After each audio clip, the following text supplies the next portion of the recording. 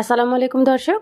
সকালে ঝটপট নাস্তা আপনারা অনেক দেখেছেন এবং অনেক খেয়েছেন, কিন্তু আজকের নাস্তাটা আপনারা ট্রাই করে দেখবেন। আশা করি ইনশাল্লাহ খুবই ভালো লাগবে। যদি ভালো লাগে প্লিজ আমার চ্যানেলটি সাবস্ক্রাইব করবেন। তো চলুন কম সময়ের এবং মজাদার এই সকালের নাস্তা রেসিপিটা এখন শুরু করি।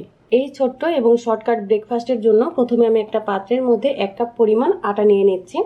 রেগুলার আমরা রুটি তৈরি করি সেই আটাটা ময়দা না, কিন্তু আটা দিয়ে তৈরি করতে হবে।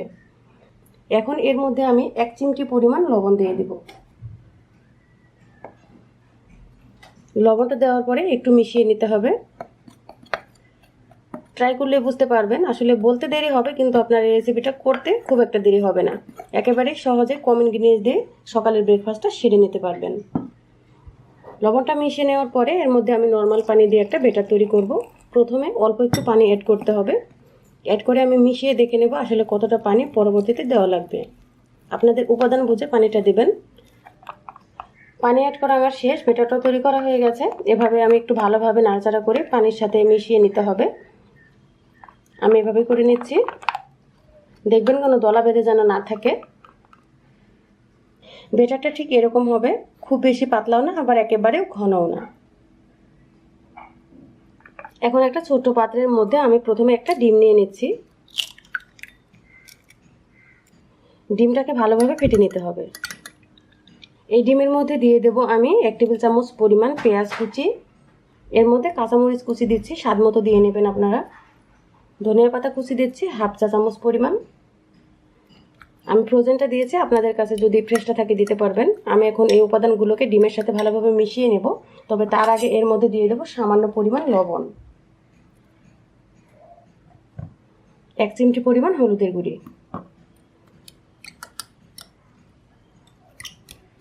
ভালো করে সব উপাদানগুলো মিশিয়ে নিয়েছি। এখন আমি নাস্তাটা তৈরি করার জন্য চুলায় চলে যাব।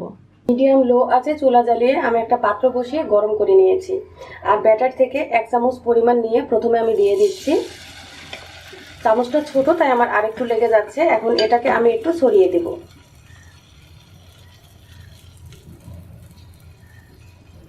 এভাবে ছড়িয়ে দিলে দেখবেন যে পাতলা হবে রুটিটা, তখন খেতেও কিন্তু ভালো লাগবে। কালারটা আস্তে আস্তে সাইড থেকে যখন চেঞ্জ হয়ে আসবে তখন আমি এর উপর দিয়ে সামান্য পরিমাণ তেল ছড়িয়ে দেব।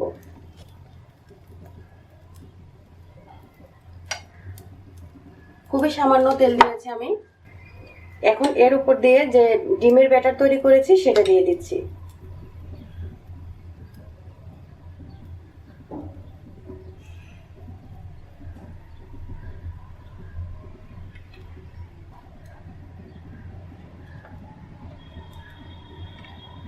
এবারে ওয়েট করব ডিমের ব্যাটারের কালারটা একটু চেঞ্জ হয়ে আসা পর্যন্ত। রুটিটা একটু ফোলা ফোলা এরকম হবে। আর ডিম যে দিয়েছি ডিমের সাইড থেকে ডিমের কালারটাও চেঞ্জ হয়ে আসবে, বাট পুরোটা শুকিয়ে যাবে না।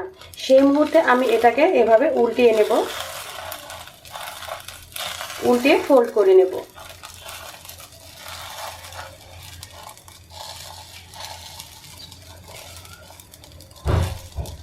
শেষ প্রান্তটুকু আছে তার সাথে আমি এভাবে উল্টে লাগিয়ে দিচ্ছি।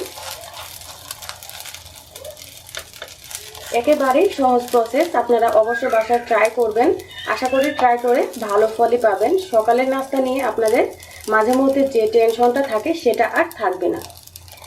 এখন আমি এপিট ওপিট একটু কালার আসা পর্যন্ত এটাকে ভেজে নেব। এরকম উপরের সাইডটা যখন হালকা বাদামি কালার হয়ে যাবে তখন জেনে নেবেন যে আপনাদের এই নাস্তাটা একেবারে পরিবেশনের জন্য রেডি হয়ে গেছে। আমি আমারটাকে ভেজে নিয়েছি, এখন তুলে অন্য একটা পাত্রে এটাকে রেখে দেব। আর অন্যগুলোকে ভেজে নিয়ে আপনাদেরকে পরিবেশন করে দেখাবো। তো ভিউয়ার্স, তৈরি করে ফেললাম খুবই সহজে সকালের নাস্তা। আপনারা খুব কম সময়ে কম ইনগ্রিডিয়েন্টস দিয়ে এই সকালের নাস্তার ঝামেলাটা সেরে ফেলতে পারবেন। যেদিন দেখা যাচ্ছে মন ভালো নেই বা কিছু করতে ইচ্ছা করছে না সেদিন এটা অবশ্যই ট্রাই করবেন। আর ট্রাই করে কেমন হয়েছে আমাকে জানাবেন। আমি আপনাদেরকে মাঝখানের অবস্থাটা একটু দেখাচ্ছি ভেঙে।